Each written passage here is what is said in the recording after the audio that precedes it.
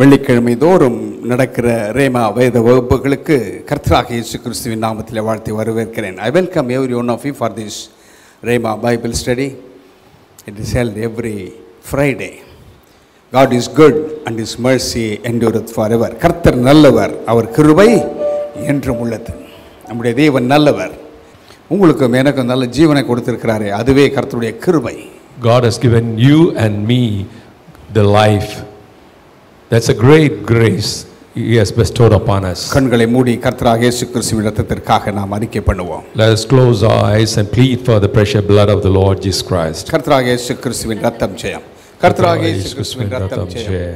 கர்த்தராகிய இயேசு கிறிஸ்துவின் இரத்தம் ஜெயம். கர்த்தராகிய இயேசு கிறிஸ்துவின் இரத்தம் ஜெயம். கர்த்தராகிய இயேசு கிறிஸ்துவின் இரத்தம் ஜெயம். கர்த்தராகிய இயேசு கிறிஸ்துவின் இரத்தம் ஜெயம். கர்த்தராகிய இயேசு கிறிஸ்துவின் இரத்தம் ஜெயம்.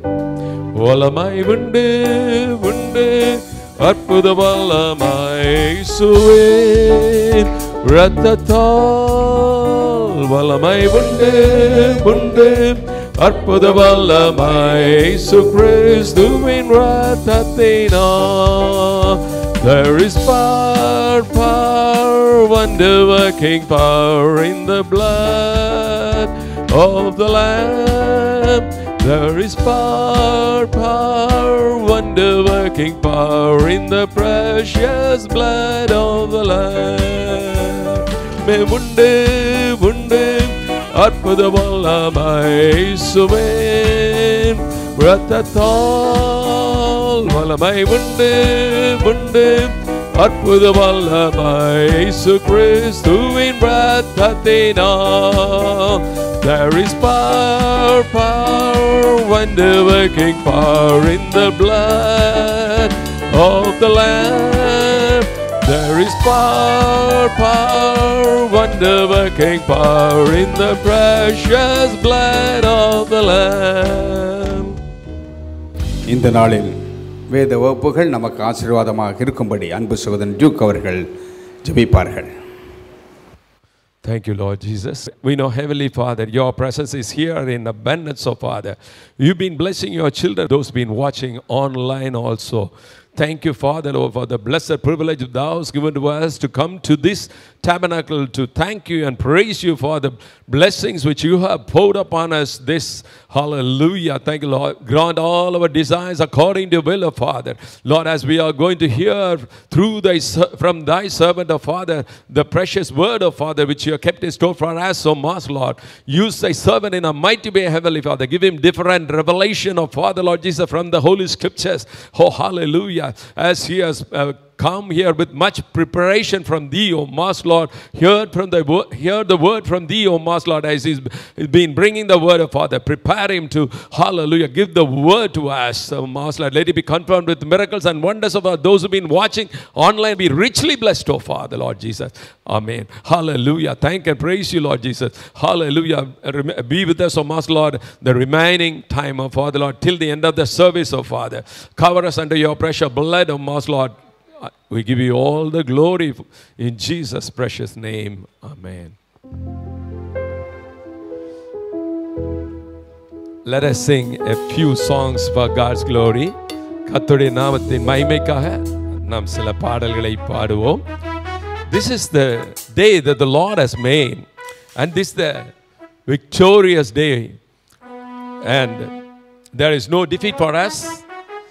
And we are victorious in Christ. We are more than conquerors. இந்த நாள் ஆண்டவர் கொடுத்த நாள். இட் இஸ் வெற்றியின் நாள். இது நமக்கு தோல்வி இல்லை, நமக்கு எப்பொழுதுமே வெற்றி. ஆமென்.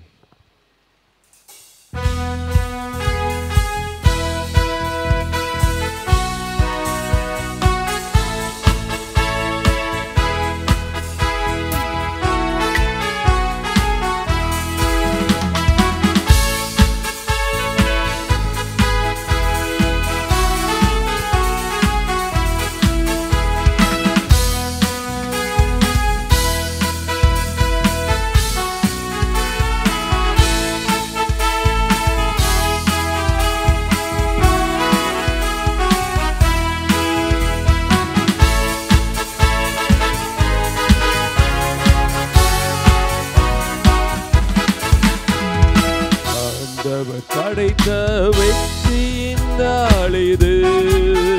இன்று அகமகிழ்வோம், அக்களிப்போம், அல்லேலூயா பாடுவோம்.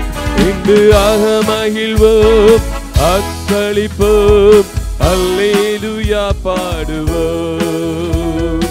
அல்லேலூயா தோல்வி இல்லை, அல்லேலூயா வெற்றி உண்டு. அல்லேலூயா தோல்வி இல்லை, அல்லேலூயா வெற்றி உண்டு. எனக்கு உதவிடும் எனது ஆண்டவர் என் பக்கம் இருக்கிறார். எனக்கு உதவிடும் எனது ஆண்டவர் என் பக்கம் இருக்கிறார். உலக மனிதர்கள் எனக்கு எதிராக என்ன செய்ய முடியும்? இந்த உலக மனிதர்கள் எனக்கு எதிராக என்ன செய்ய முடியும்? தோல்வி இல்லை எனக்கு, வெற்றி பவனி செல்வேன். தோல்வி இல்லை நமக்கு, வெற்றி பவனி செல்வோம். ஆண்டவர் படைத்த வெற்றியின் நாள் இது. இன்று அகமகிழ்வோம், அக்களிப்போம், அல்லேலூயா பாடுவோம். இன்று அகமகிழ்வோம், அக்களிப்போம், அல்லேலூயா பாடுவோம். எனது ஆற்றலும் எனது பாடலும் எனது மீட்புமானார். எனது ஆற்றலும் எனது பாடலும் எனது மீட்புமானார். நீதிமான்களின் சபைகளிலே வெற்றி குரல் ஒலிக்கட்டும். நீதிமான்களின் சபைகளிலே வெற்றி குரல் ஒலிக்கட்டும். தோல்வி இல்லை எனக்கு, வெற்றி பவனி செல்வேன். தோல்வி இல்லை நமக்கு, வெற்றி பவனி செல்வோம். ஆண்டவர் படைத்த வெற்றியின் நாள் இது. இன்று அகமகிழ்வோம், அக்களிப்போம், அல்லேலூயா பாடுவோம். இன்று அகமகிழ்வோம், அக்களிப்போம், அல்லேலூயா பாடுவோம்.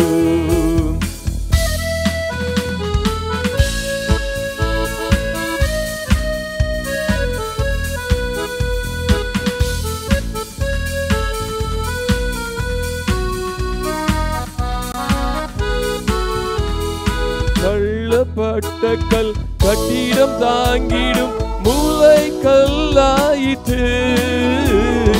தள்ளப்பட்ட கல் கட்டிடம் தாங்கிடும் மூலை கல்லாயிற்று.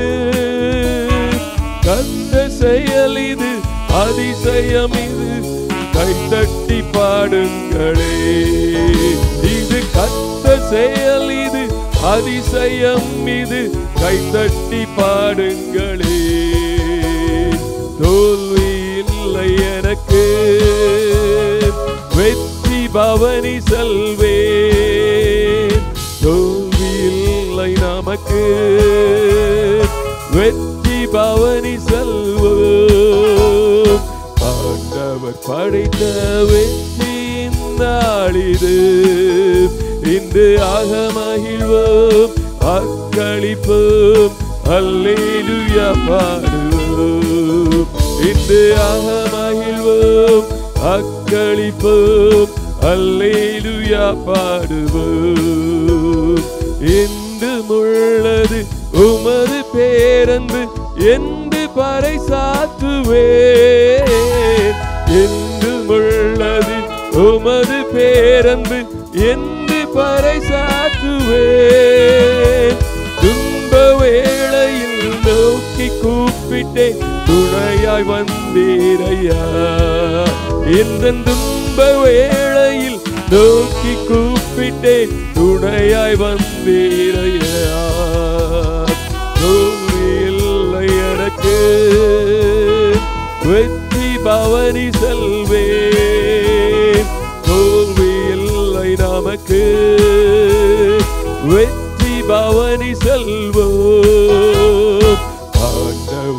கிடைத்த வெற்றியின் நாளிது.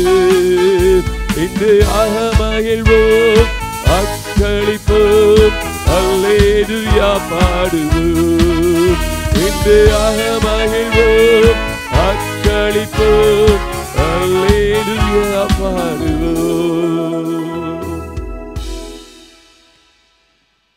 God has done great things for us. Our hearts are bubbling with joy for the good things we have received from Him. ஆண்டவர் செய்த வல்ல செயல்களை நினைத்து நினைத்து நம்முடைய இருதயம் பொங்குகிறது.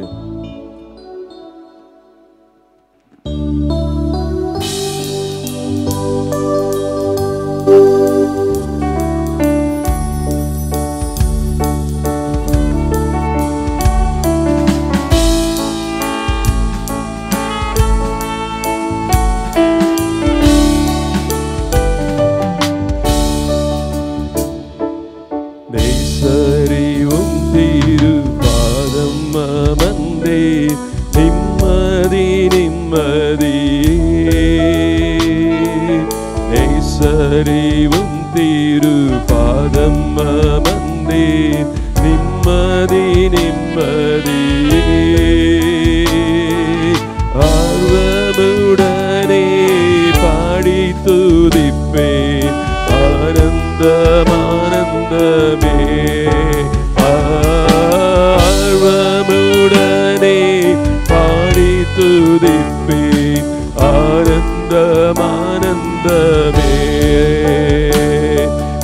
அடைக்கலமே அதிசயமே,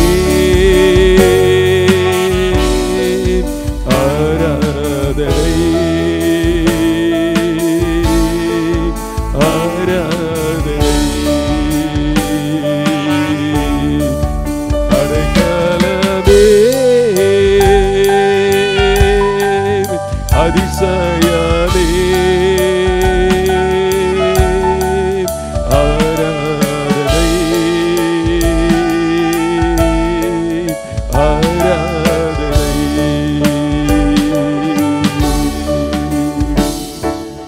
ஒவ்வொரு செயல்கள் நினைத்து நினைத்து உள்ளமே பொங்குதையா.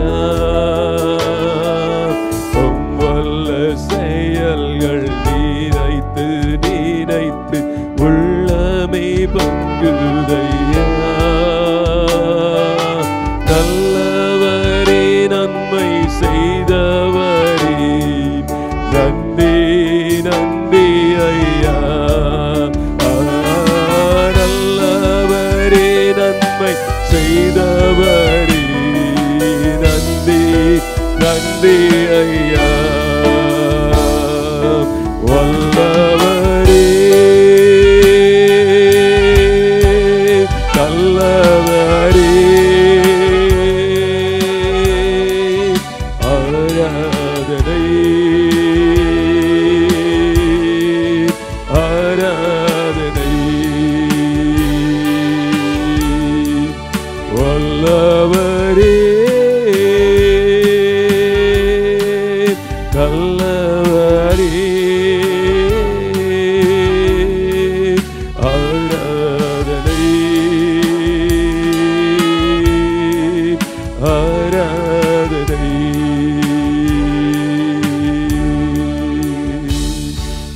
பலியான செம்மறி பாவங்களெல்லாம் சுமந்து தீர்த்தவரே. பலியான செம்மறி பாவங்களெல்லாம் சுமந்து தீர்த்தவரே. பரிசுத்த ரத்தம் எனக்காகல்லோ, பாக்கியம் பாக்கியமே. பரிசுத்த ரத்தம் எனக்காகல்லோ, பாக்கியம் பாக்கியமே. பரிசுத்தரே படைத்தவரே, ஆராதனை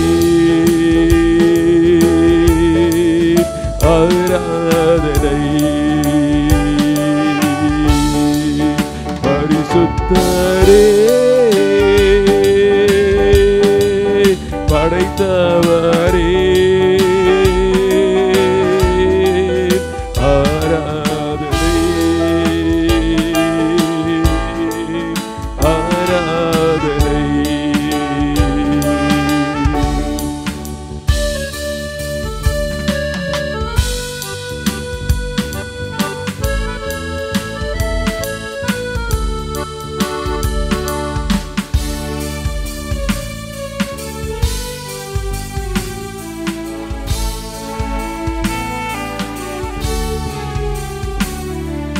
எத்தனை இன்னல்கள் என் வாழ்வில் வந்தாலும் உம்மை பிரியேன் ஐயா. எத்தனை இன்னல்கள் என் வாழ்வில் வந்தாலும் உம்மை பிரியேன் ஐயா. சித்தமே செய்து சாட்சியாய் வாழ்வே நிச்சயம் நிச்சயமே. சித்தமே செய்து சாட்சியாய் வாழ்வேன் நிச்சயம் நிச்சயமே. ரட்சகரே இயேசுநாதா ஆராதனை ஆராதனை. ரட்சகரே இயேசுநாதா ஆராதனை ஆராதனை. அப்பா உம்முடைய நாமத்துக்காக நாங்கள் பாடின பாடலை நீர் அங்கீகரித்தீரப்பா. இப்பொழுதும் உமது வார்த்தையை நாங்கள் கேட்கிறதற்கு எங்கள் இருதயத்தை தகுதியாக்கினதற்காக ஸ்தோத்திரம். உம்முடைய தாசனை வல்லமையாக எடுத்து உபயோகப்படுத்தும் அப்பா. உம்முடைய வார்த்தையை confirm it, oh Father Lord. Yes Lord Jesus. அதை நிச்சயப்படுத்தும் அப்பா, உறுதிப்படுத்தும் அப்பா. Lord, miracles and wonders take place, oh Father Lord Jesus, as the people hear the word of Father. அற்புதங்களும் அதிசயங்களும் ஹல்லேலூயா உம்முடைய நாமத்திற்காக நடப்பதாக இயேசு சுவாமி. கடைசி ஜெபத்தையும் கரத்தில் ஒப்படைக்கிறோம் அப்பா. துதி கன மகிமை உமக்கே செலுத்துகிறோம் மீட்பர் இயேசு கிறிஸ்துவின் நாமத்திலே ஆமென்.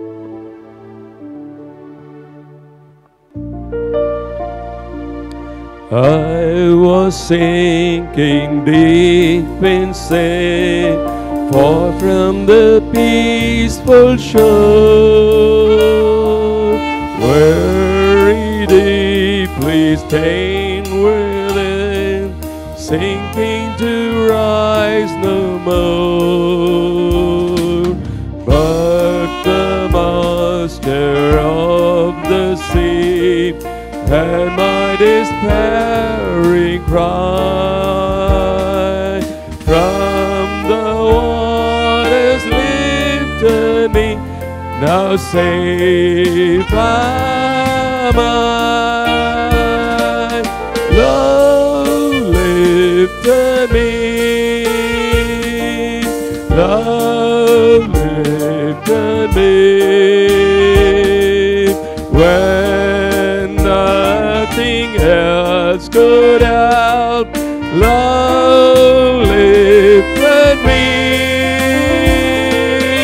love lifted me, love lifted me. When nothing else could help, love lifted me. All my heart to Him I give, ever to Him I cling. In His blessed presence live, ever His praises sing. Love so mighty and so true, Mary's my soul's best song. Faithful when we stoop to Him belong. Love lifted me, love lifted me, when nothing else could help. Love lifted me, love lifted me, love lifted me, when nothing else could help. Love lifted me.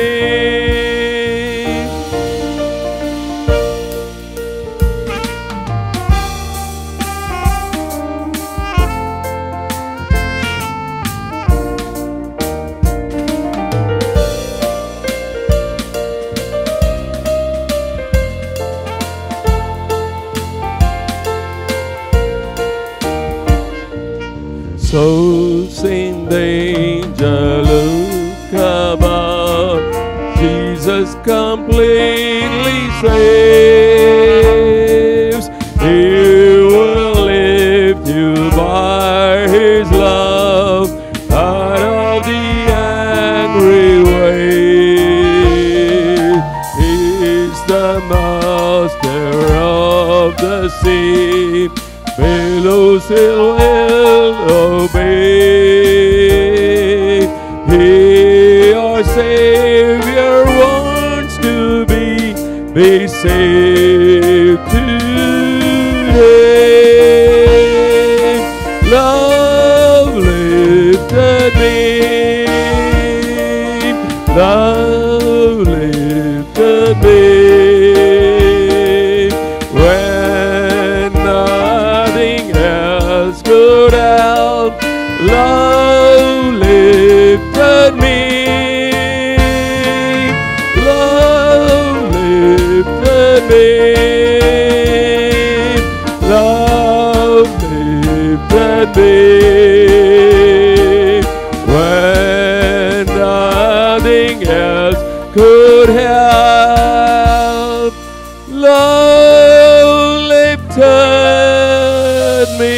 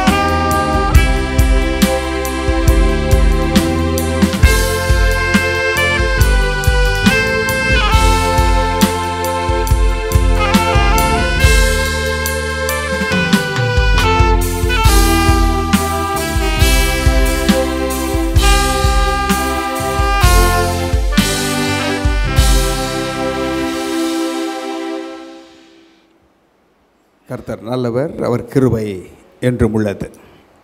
இன்றைக்கு கர்த்தருடைய வார்த்தைக்கு ஆதாரமாக எடுத்துக்கொண்ட வேத பகுதி எபேசியர் 5ஆம் அதிகாரம் 16ஆம் வசனம். எஃபீஷியன்ஸ் சாப்டர் 5 verse 16. நாட்கள் பொல்லாதவைகளானதால் காலத்தை பிரயோஜனப்படுத்திக் கொள்ளுங்கள். Redeeming the time because the days are evil. நாட்கள் பொல்லாதவைகளானதால் காலத்தை பிரயோஜனப்படுத்திக் கொள்ளுங்கள். ரிடீமிங் த டைம், அங்கே காலம் என்று சொல்லப்பட்டிருக்கிறது, இங்கே நேரம் என்று குறிப்பிடப்படுகிறது. Because the days are evil. கண்களை மூடி நாம் ஜெபம் பண்ணலாம். ஆண்டவரே, எங்களோடு பேசும். பரிசுத்த ஆவியானவர் தான் எங்களுக்கு உதவி செய்கிறவர். ஏனென்றால் அவர்தான் இதனுடைய ஆக்கியோன். Holy Spirit is the author of the word. அவர்தான் எல்லாவற்றுக்கும் மூல காரணர்.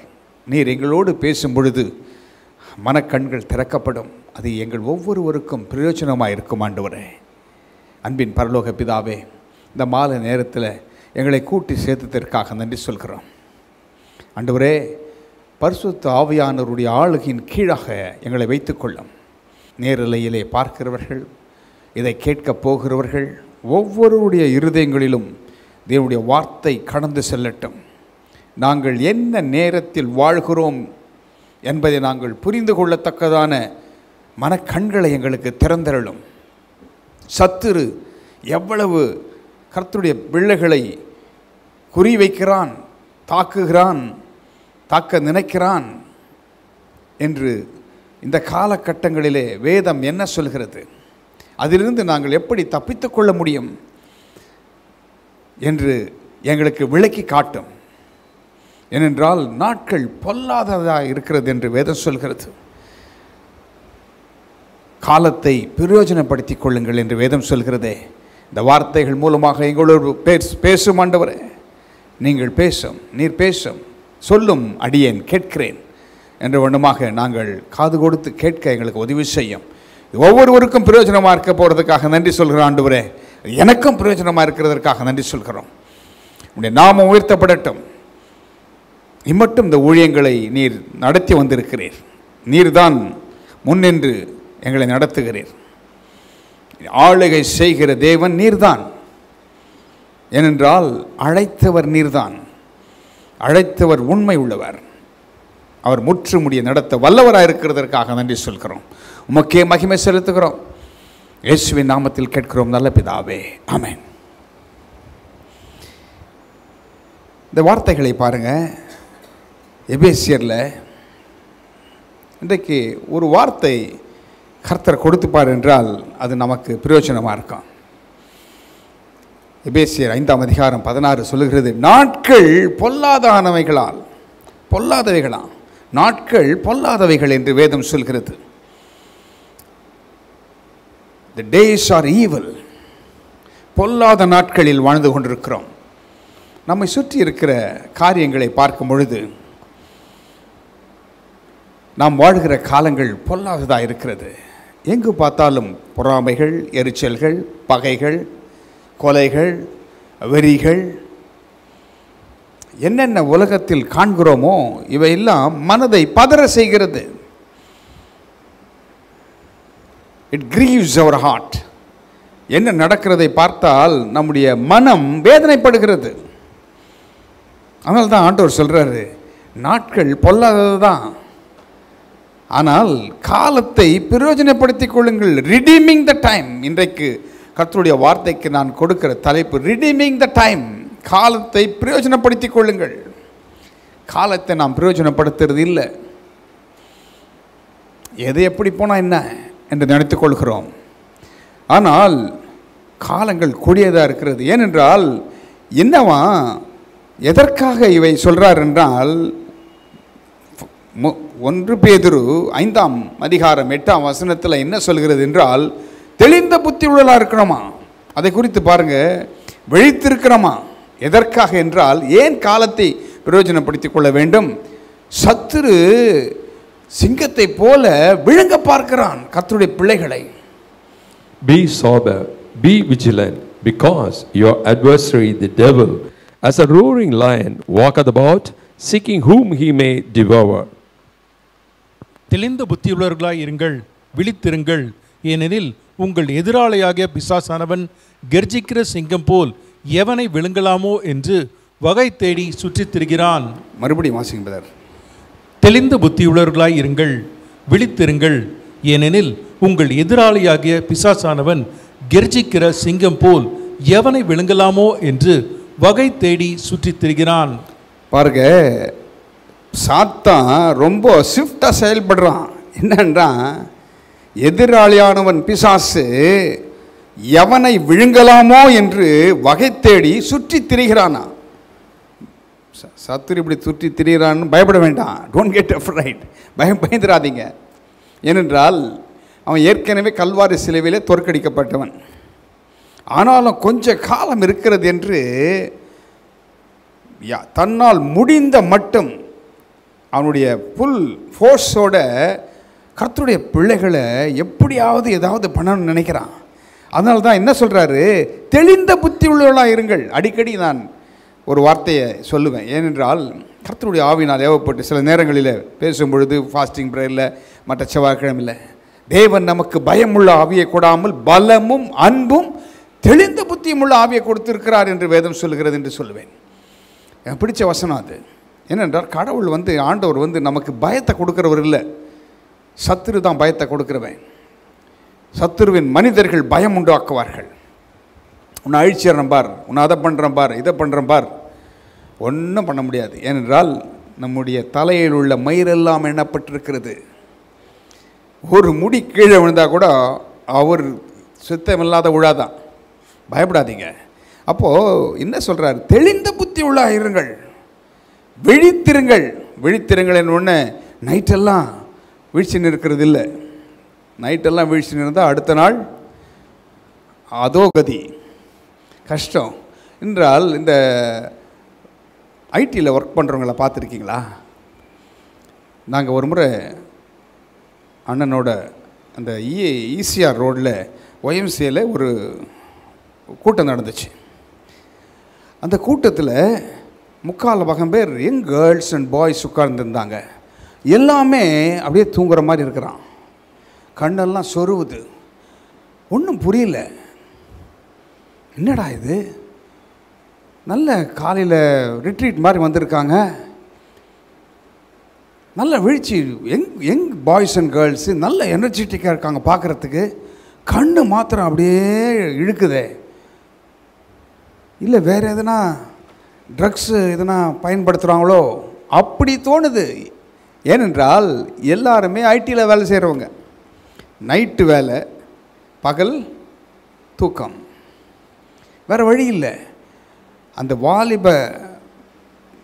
வாலிபர்களாக இருக்கிறதுனால, யங் எனர்ஜெட்டிக்காக இருக்கிறதுனால அவங்களுக்கு அது ஈஸியாக இருக்குது. ஆனால் அவங்களுக்கே கஷ்டமாக இருக்குது.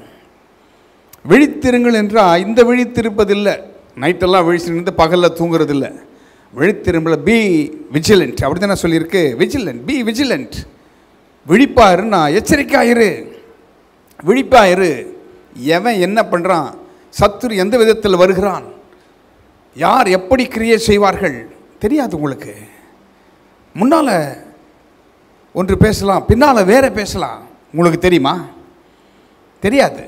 அதை அறிந்து கொள்ள வேண்டும் என்றால் பி விஜிலண்ட். நீங்கள் செய்ய வேண்டிய காரியங்களை நீங்கள் செய்யணும். பி விஜிலண்ட், விழித்திருங்கள். ஏனெனில் உங்கள் எதிராளியாகிய பிசாசானவன், பிசாசு எந்த விதத்தில் யாரை பயன்படுத்துவான்னு யாருக்குமே தெரியாது.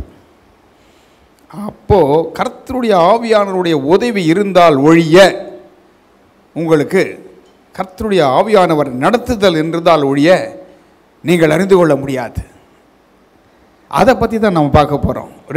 ஒரே இன்ஸ்டன்ட்டில் 2 காரியங்களை ஆண்டவர் எனக்கு கற்றுக் கொடுத்தார். ரெடீமிங் த டைம், தெளிந்த புத்தி உள்ளதாக இருக்கணுமா? ஏனென்றால் காலத்தை பிரயோஜனப்படுத்திக் கொள்ளுங்கள். ஏனென்றால் அந்த காலம் கொடியதாக இருக்கிறது, பொல்லாப்பாக இருக்கிறது. ஏனென்றால் உங்கள் எதிராளியாக பிசாசானவன், பிசாசு நேராக இந்த புலோகத்தில் செயல்பட முடியாது. It's illegal. ஏனென்றால் ஒரு ஆவி இந்த உலகத்தில் எதையும் செய்ய முடியாது. அது தேவன் நியமித்த நியமனம், ஆர்டினன்ஸ், அதுதான் கட்டளை, சட்டம், அவ்வளோதான். அதே போல தான் தேவனும் தானாக ஒன்றையும் செய்ய முடியறதில்லை, செய்ய மாட்டார். ஏனென்றால் அவர் கட்டுப்பாடு உள்ளவர். அதனால்தான் மனு உருக்கொண்டு ஆண்டவர் ஆனாப்பட்ட கடவுளே மனு உருக்கொண்டு அவர் ஒரு சரீரத்தை தேர்ந்தெடுத்துக் கொள்கிறார். பூலோகத்திலே வாழ வேண்டும் என்றால் உங்களுக்கு எனக்கு ஒரு சரீரம் வேண்டும், பாடி. இந்த பாடி இல்லாமல் இந்த பூலோகத்தில் வாழுவது இல்லீகல் இல்லையா? அப்போது சாத்தான் என்ன செய்கிறான், எதிராளியாகிய பிசாசானவன் யாரோ ஒருவரை பயன்படுத்துகிறான். தேவனுடைய பிள்ளைகளை தேவன் தெரிந்து கொண்டு அவர்களை வணைந்து, ஒரு குயவன் களிமண்ணை வணைகிறது போல வணைந்து அவர்களை உருவாக்கி கொண்டு வந்து நிறுத்துகிறார். அவர்களில் உள்ளாக இருந்து பேசுகிறார், அவர்களை பயன்படுத்துகிறார். சும்மா ஏதோ வந்தோம் போனோம் பேசுகிறோம் அதில்லை. ஆண்டவர் தாயின் கருவில் உருவாக முன்னே தெரிந்து கொள்கிறேன் என்று சொல்கிறார். உலக தோற்றத்திற்கு முன்னாக நீங்கள் என்னிலே இருந்தீர்கள் என்று சொல்கிறார். அவரோடு இருந்தோமா, நம்ம அவர் எண்ணத்தில் இருந்தோம். அதனால தான் அந்த பூலோகத்தில் நம்ம எக்ஸிஸ்ட் ஆகியிருக்கிறோம். அப்போது தேவன் பண்ணுறத அப்படியே காப்பி பண்ணுவான் பிசாசு, அப்படியே ஃபாலோ பண்ணுவான், அப்படியே காப்பி கேட்டவன். தேவன் என்ன செய்கிறாரோ அதை அப்படியே அவன் ஃபாலோ பண்ணுறான். அவனுடைய ஆட்களை ஏற்படுத்துகிறான், பொல்லாத கிரியைகளை செய்ய வைக்கிறான், அவர்களுக்குள்ளாக இருந்து கிரியை செய்கிறான், கர்த்தருடைய பிள்ளைகளுக்கு விரோதமாக ஏவுகிறான். அதனால தான் கர்ஜிக்கிற சிங்கம் போல் எவனை விழுங்கலாமோ என்று வகை தேடி சுற்றி திரிகிறான். யோபின் வாழ்க்கையில் பாருங்கள், ஆண்டவர் கேட்குறாரு, எங்கிருந்துடா வரேன்னு. தேவனுடைய சமூகத்தில் வந்து நின்றானாம். பார்த்தீங்களா, ஏற்கனவே அவன் இருந்தவன், அவன் தேவனோடு உலாவினவன், இருந்தவன், தள்ளப்பட்டவன். ஆனால் போய் சுற்றி பார்த்துட்டு வர்றேன் என்று சொல்கிறான். தேடி பார்த்து வந்து உலகத்தை எல்லாம் சுற்றி பார்த்து வர்றேன்றான். அவனிடத்தில் கேட்கிறார், என் தாசனாக யோபின் மேல் கண்ணை வைத்தாயோ. பார்த்தீங்களா, எப்படி அலைந்து அப்படியே திரிகிறான். அப்படிதான் இந்த நாட்களிலே பிசாசானவன் கர்ஜிக்கிற சிங்கம் போல் எவனை விழுங்கலாமோ. யாரை விழுங்கலாம்? அவன் விழுங்கி என்ன பிரயோஜனம் இல்லையே. கர்த்தருடைய பிள்ளைகள் மேல்தான் அவனுடைய குறி. தேவன் ஒரு மனிதனை பயன்படுத்துவார் என்றால், தேவன் ஒருவனை எடுத்து மற்றவர்களுக்கு ஆசீர்வாதமாக வைப்பார் என்றால், கர்த்தர் ஒருவனை எடுத்து அவன் மூலமாக ரட்சிப்பை அளிப்பார் என்றால், அவர்களுக்கு தான் போராட்டம். இல்லைன்னா கோசி லைஃப் தான், ஜாலியாக இருந்துட்டு போகலாம். யோவான் ஸ்நானகன் யார்? கர்த்தருடைய சத்தமாக வந்தான், பாதையை செவி பண்ணுகிறவனாக வந்தான். அவனுக்கு தான் போராட்டம். அவனுடைய சிரசு தான் வெட்டப்பட்டது. அவனுக்கு விரோதமாக தான் மக்கள் எழும்பினார்கள். பார்த்தீங்களா, அப்போது சிங்கம் போல் விழுங்கலாமோன்று யாரை வகை தேடி சுற்றி திரிகிறான் என்றால் கர்த்தருடைய பிள்ளைகள். அதனால்தான் தெளிந்த புத்தி இருக்கணும் நமக்கு. கடைசி நாட்களிலே நமக்கு தெளிந்த புத்தி, ஆண்டவரே பகுத்தறிகிற வரத்தை எனக்கு கொடும், நேரத்தையும் காலத்தையும் ஆதாயம் பண்ணிக்கொள்ளக்கூடிய ஒரு கிருபையை எனக்கு கொடும் என்று நாம் கேட்க வேண்டும். உலக மனுஷன் இதில் நல்லா இருக்கிறாங்க. கர்த்தருடைய பிள்ளைகள் தான் நாம் சொல்லுகிறோம். கர்த்தருடைய பிள்ளைகள் என்று சொல்லுகிறவர்கள், தேவனை நம்புகிறவர்கள், தெளிந்த புத்தி இல்லை, எல்லாவற்றையும் நம்புகிறோம், எல்லாவற்றையும் பின்பற்றுகிறோம், கேட்கிறதை அப்படியே நம்புகிறோம், சத்தத்தையினால் நாம் நடத்தப்படுகிறோம். தேவனுடைய கைடன்ஸ் நாம் கேட்கறதில்லை, புரிந்து கொள்வதில்லை. அதை குறித்து தானே ஒரு இன்ஸ்டன்ட்டில் 2 காரியங்கள் இருக்கிறது. அதை நாம் பார்க்க போகிறோம். என்னென்றால், இஸ்ரவேல் ஜனங்கள் எப்படி விடுவிக்கப்பட்டு அவர்கள் தேசமாக மாறினார்கள், யாக்கோபின் சந்ததி என்று நாம் பார்த்தோம், எல்லாருக்கும் தெரியும். அதில் ஒரு சந்ததி வருகிறது, ஒரு ராஜா வருகிறான். அவன் பெயர் எரோபியாம் என்று அழைக்கப்படுகிறான். சாலமோனுக்கு அப்புறம் அவன் வருகிறான், தாவீதின் சந்ததியில் வந்தவன். அவனுடைய நாட்களில் ஒன்று நடக்கிறது பாருங்க. அவன் என்ன செய்கிறான் என்று வேதம் என்ன சொல்லுகிறது பாருங்க. It's a prophecy against Jeroboam's false altar. அது என்னன்னு பார்ப்போமே. எரோபியாம் ஒரு பலிபீடத்தை கட்டுகிறான். அந்த பலிபீடம், நான் இதை படிக்கிற வரைக்கும் அந்த ராஜாவுக்கு விரோதமாக தான் யூதாவிலிருந்து வந்த ஒரு தீர்க்கதரிசி, பேர் இல்லை, ஊர் இருக்கு, யூதாவிலிருந்து வந்த தீர்க்கதரிசி ஒரு தீர்க்க தரிசனம் சொல்கிறான். நானும் நினச்சேன் இந்த ராஜாவுக்கு விரோதமாக தான் சொல்கிறான் அந்த தீர்க்க தரிசனம் என்று. இல்லவே இல்லை. எதற்கு விரோதமாக சொல்லுகிறான் என்றால், அந்த பலிபீடத்திற்கு விரோதமாக சொல்லுகிறான். ஏனென்றால் கட்டின பலிபீடமே தப்பு. இவன் தாவீதின் வம்சாவழியில் வந்தவன், சாலமோனை அறிந்தவன், அந்த குடும்பத்தை சேர்ந்தவன். இப்பேற்பட்டவன் என்ன பலிபீடத்தை கட்டுறான் பார்க்கீங்களா? அந்த பலிபீடம் என்னென்று தெரியுமா? அதுக்கு முன்னால் என்ன தீர்க்க தரிசனம் உரைக்கப்பட்டது என்பதை நாம் வாசிக்க கேட்க போகிறோம். 1 ராஜாக்கள் 1 அதிகாரம் 13 வசனம், இல்லை 1 Kings 13 சாப்டர் 1 வசனம் வாசிக்கலாம் பாருங்க. யெரொபெயாம் தூபங்காட்ட பலிபீட தண்டையிலே நிற்கையில், இதோ தேவனுடைய மனுஷன் ஒருவன் கர்த்தருடைய வார்த்தையின்படியே யூதாவிலிருந்து பெத்தேலுக்கு வந்து, And behold, there came a man of God out of Judah by the word of the Lord unto Bethel, and Jeroboam stood by the altar to burn incense. அந்த பலிபீடத்தை நோக்கி, பலிபீடமே பலிபீடமே, இதோ தாவீதின் வம்சத்தில் யோசியா என்னும் பேருள்ள ஒரு குமாரன் பிறப்பான். அவன் உன்மேல் தூபங்காட்டுகிற மேடைகளின் ஆசாரியர்களை உன்மேல் பலியிடுவான்.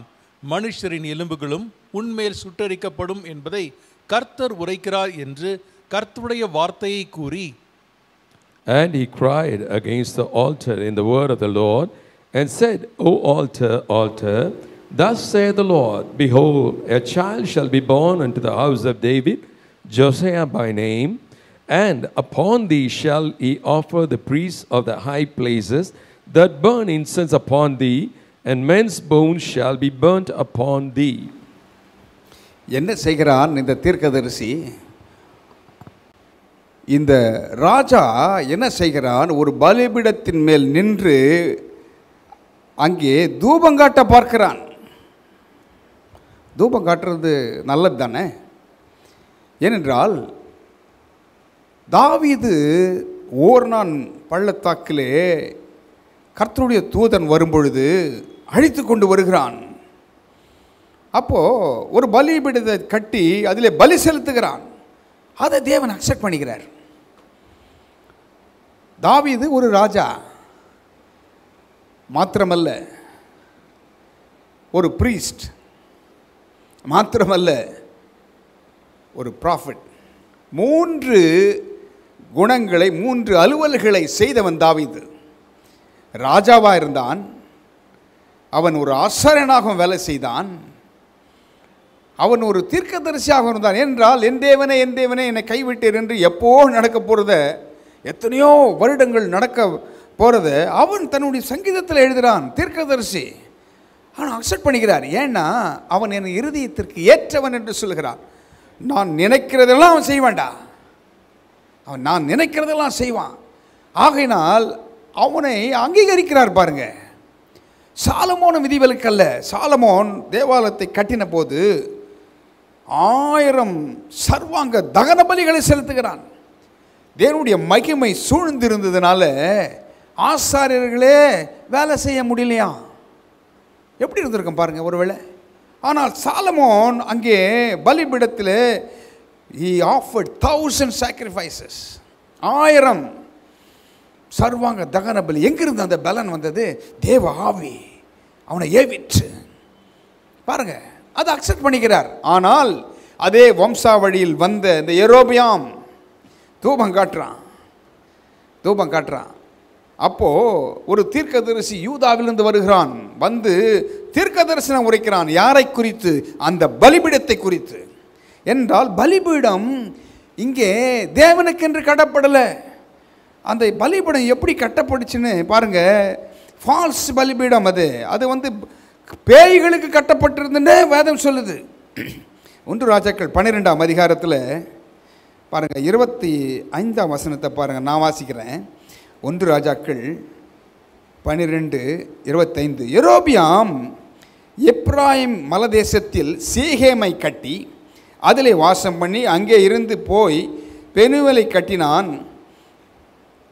Then Jeroboam built Shechem in Mount Ephraim and dwelt therein, and went out from thence and built Penuel. அது கூட இல்லை, என்ன பலிபீடம் என்று பாருங்க. அதுக்கு முன்னால் வசனத்தை வாசித்தீங்கன்னா எதற்காக அவன் பலிபீடம் கட்டினான் என்று வேதம் சொல்லுது. ரெகொபெயாம் எருசலேமில் இருக்கும் பொழுது பேய்களுக்கு பலிபீடம் கட்டினான் என்று வேதம் சொல்கிறது. அந்த வசனம் பாருங்க.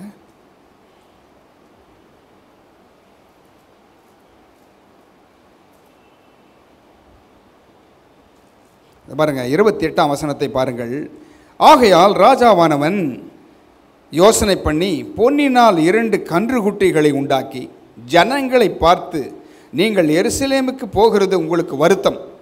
இஸ்ரவேலரே, இதோ இவைகள் உங்களை எகிப்து தேசத்திலிருந்து வரப்பண்ணின உங்கள் தேவர்கள் என்று சொல்லி ஒன்றை பெத்தேலிலும் ஒன்றை தானிலும் ஸ்தாபித்தான். இந்த காரியம் பாவமாயிற்று. ஜனங்கள் இந்த ஒரு கன்றுக்குட்டிக்காக நான் மட்டும் போவார்கள்.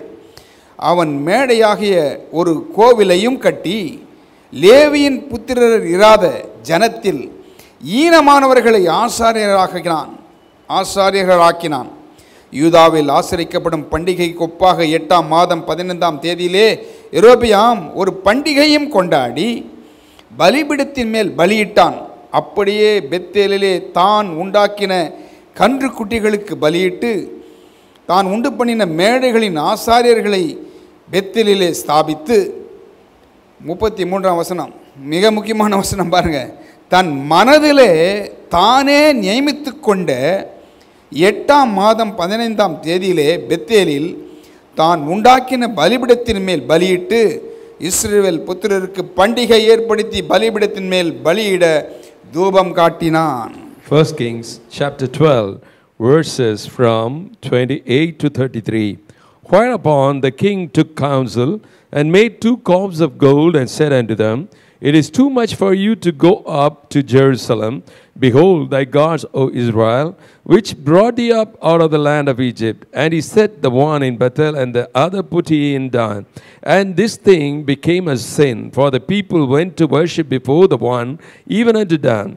And he made an house of high places, and made priests of the lowest of the people, which are not of the sons of Levi. And Jeroboam ordained a feast in the 8th month, on the 15th day of the month, like unto the feast that is in Judah. And he offered upon the altar, so did he in Bethel, sacrificing unto the corpse that he had made. And he placed in Bethel the priests of the high places which he had made. So he offered upon the altar which he had made in Bethel, the 15th day of the 8th month, even in the month which he had devised of his own heart, and ordained a feast unto the children of Israel. And he offered upon the altar and burnt incense. பார்த்தீர்களா என்ன பலிபீடத்தை இவன் கட்டியிருக்கிறான். அதற்கு முன்னால் இருக்கிற கொஞ்சம் வசனங்களை வாசித்து பார்த்தீங்கன்னா வீட்டுக்கு போகும்போது பேய்களுக்கு பலிபீடம் கட்டினான் என்று வேதம் சொல்லுது. வெறும் விக்கிரகத்திற்கு மாத்திரமல்ல, பேய்களுக்கு கட்டினானாம். இவன் யார்? தாவீதின் வம்சத்தில் வந்தவன், சாலமோனை அறிந்தவன். எப்பேற்பட்ட காரியத்தை செய்கிறான் பாருங்க. அப்பொழுதுதான் ஒரு பெயர் தெரியாத ஒரு தீர்க்கதரிசி யூதாவிலிருந்து வருகிறான். பலிபீடத்திற்கு விரோதமாக தீர்க்க தரிசனம் உரைக்கிறான். என்ன பலிபீடம் பாருங்க. பொல்லாத பழக்க வழக்கங்கள் எங்கிருந்து வந்தது இவனுக்கு? சத்துரு ஏவி விடுகிறான். அப்போது இவன் தீர்க்க தரிசனம் உரைத்த மாத்திரத்தில் அது அப்படியே நடக்குது. இப்படி தீர்க்க தரிசனம் உரைத்து கொண்டு இருக்கும் பொழுது என்ன செய்கிறான் பாருங்க. அந்த பலிபீடத்தை நோக்கி அவன் கூறிய பொழுது அந்த அடையாளம் 3ஆம் வசனம் சொல்லுது 13:3. அன்றைய தினம் அவன் ஒரு அடையாளத்தையும் சொல்லி, இதோ இந்த பலிபீடம் வெடித்து அதன் மேல் உள்ள சாம்பல் கொட்டுண்டு போம், கர்த்தர் உரைத்ததற்கு இதுவே அடையாளம் என்றான். And he gave a sign the same day, saying, This is the sign which the Lord has spoken. Behold, the altar shall be rent, and the ashes that are upon it shall be poured out. இப்படி சொன்ன மாதத்தில் இந்த ராஜாவுக்கு கோபம் வருது. உடனே என்ன பண்ணுறான்? அவனை பிடியுங்கள் என்றான். அவனை பிடின்னு சொல்லி கை நீட்டின மாத்திரத்தில் அந்த கை அப்படியே உறைந்து போயிற்று.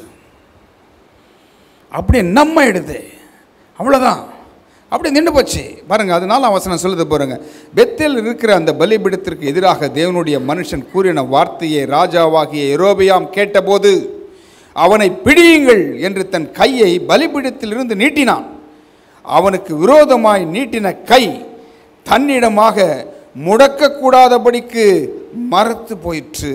And it came to pass, when King Jeroboam heard the saying of the man of God, which had cried against the altar in Bethel, that he put before his hand from the altar, saying, Lay hold on him, and his hand, which he put forth against him, dried up, so that he could not pull it in again to him. நீட்டின கை அப்படியே உறைந்து போயிற்று. ரத்த ஓட்டம் நின்று போச்சு. dried up, காஞ்சி போச்சு. அப்படி அவ்வளவுதான். யாருடைய கை? ராஜாவுடைய கை. அவனை மாத்திரம் பிடித்திருந்தால் அன்னைக்கு சிரசேதம் பண்ணியிருப்பான் அந்த தீர்க்கதரிசியை. என்ன சொல்லுகிறேன் என்றால், என்ன சொல்ல வர்றேன், ரிடீமிங் த டைம். காலம் கொடியதாக இருக்கிறதுனால, நாட்கள் பொல்லாதவைகளாக இருக்கிறதுனாலே காலத்தை பிரயோஜனப்படுத்தி கொள்ளுங்கள். யார் பிரயோஜனப்படுத்திக்கிறா பாருங்க. இங்க யாருடைய மனம் உடனடியாக மாறுகிறது, எவன் பிரயோஜனப்படுத்திக் கொள்கிறான் என்பதை கவனியுங்க. மிக முக்கியமான காரியம். இப்படி நீட்டின கை அப்படி நின்று போயிடுச்சு. உடனே என்ன பண்ணுறான் பாருங்க. அன்றைய தினம் தேவ மனுஷன் மூலமாக, அந்த தீர்க்கதரிசியின் மூலமாக சொல்லப்பட்ட வார்த்தை நிறைவேறிற்று. அப்படி நிறைவேறுது. அப்போ உடனே என்ன பண்ணுறான் இவன், அந்த ராஜா அந்த தேவனுடைய மனுஷனுக்கு பிரதியுத்தரமாக என்ன சொல்கிறான் என்று பாருங்கள். உடனடியாக என்ன சொல்கிறான், அவருடைய சமூகத்தை தேடுறான். அந்த தீர்க்கதரிசனத்தில் ப்ளீட் பண்ணுறான் உடனடியாக. யாருங்க? ஒரு ராஜா. நடந்ததெல்லாம் பொல்லாப்பு. அங்கே இஸ்ரவேல் ஜனங்களை வழிவிலக செய்கிறான். அவன் செய்ததெல்லாம் பொல்லாதான கிரியைகள், கர்த்தருக்கு விரோதமான பகையான கிரியைகளை செய்திருக்கிறான். உடனடியாக காலத்தை எப்படி ஒரு ராஜா பொல்லாதவன், இஸ்ரவேலை பாவம் செய்த வைத்தவன், தூபம் காட்டுகிறான். யாருக்கு? வேறே பலிபீடம், அந்நிய அக்கினி, அந்நிய பலிபீடம். அதற்கு காட்டும் பொழுது எச்சரிப்பின் துணி வருகிறது. தெரிஞ்ச தீர்க்கதரிசி இல்லை, வழக்கமாக வருகிற வயதான தீர்க்கதரிசி அல்ல. இவன் யூதாவிலிருந்து வந்தவன். From Judah has come.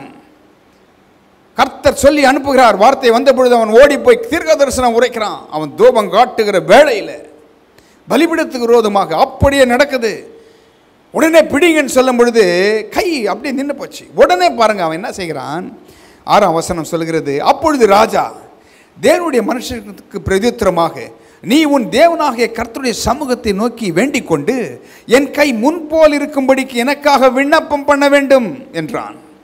அப்பொழுது தேவனுடைய மனுஷன் கர்த்தருடைய சமூகத்தை நோக்கி வருந்தி விண்ணப்பம் செய்தான். ராஜாவின் கை முன் இருந்தபடி சீர்பட்டது. And the king answered and said unto the man of God, Entreat now the face of the Lord thy God, and pray for me, that my hand may be restored me again. And the man of God besought the Lord, and the king's hand was restored to him again, and became as it was before. பார்த்தீங்களா, யார் தப்பு பண்ணானோ, மாபெரும் பாவம் அவன் செய்தது.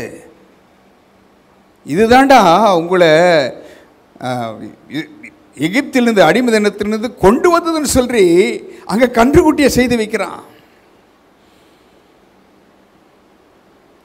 அப்பேற்பட்ட இது பழைய ஏற்பாட்டில் நடக்குது. ஆண்டவர் ரத்த சிந்தலை பழைய ஏற்பாட்டு காலத்தில் நடக்கிறது. சாபம் இருக்கிறது. நியாயப்பிரமாணத்தை மீறுகிறான்.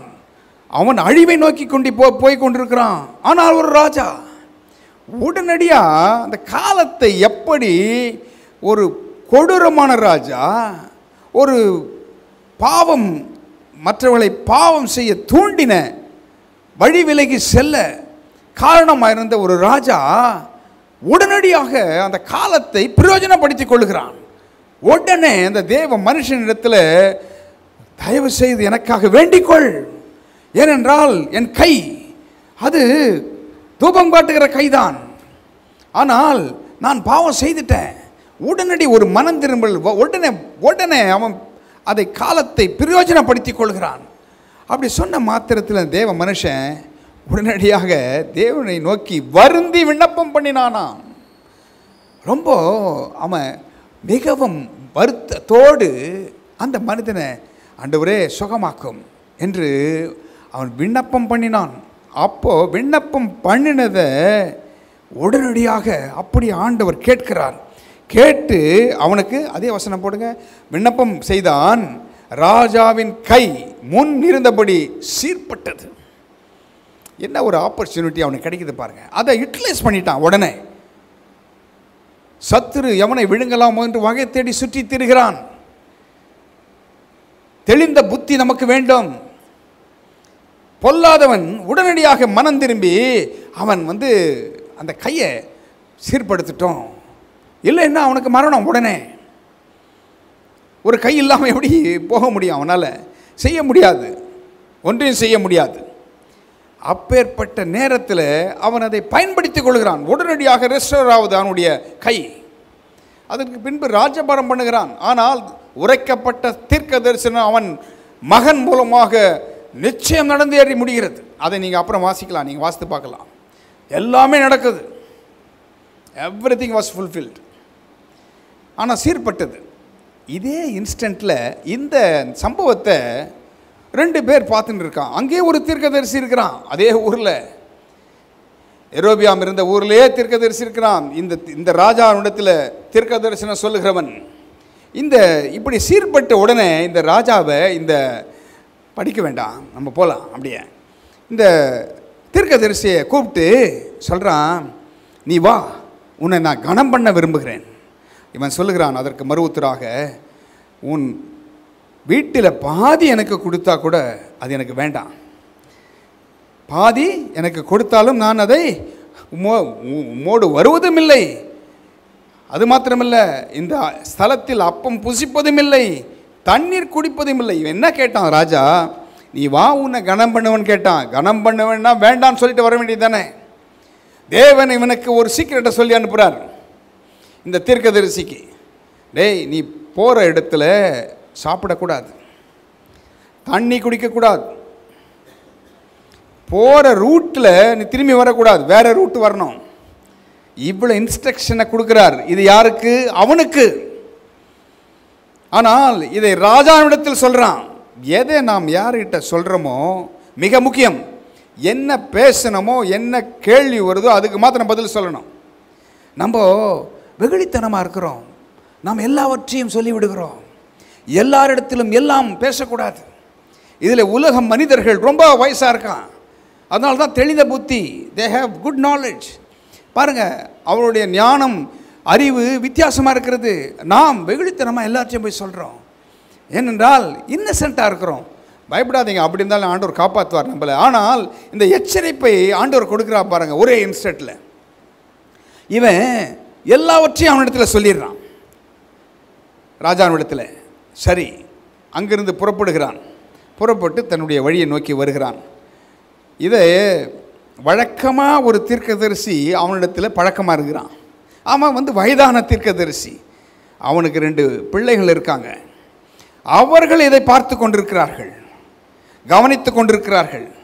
வீட்டில் போய் சொல்கிறான், இந்த மாதிரி யூதாவிலிருந்து ஒரு தீர்க்கதரிசி வந்தான்.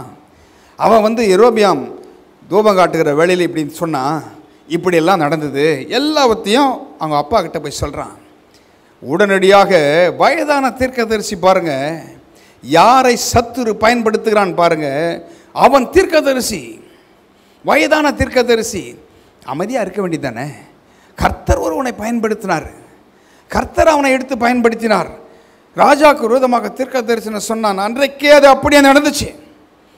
அந்த இடமே அப்படியே ஒரு எழுப்புதல் உண்டாக இருக்கும் போல இருக்குது. எல்லாம் ஆச்சரியப்பட்டிருப்பாங்க.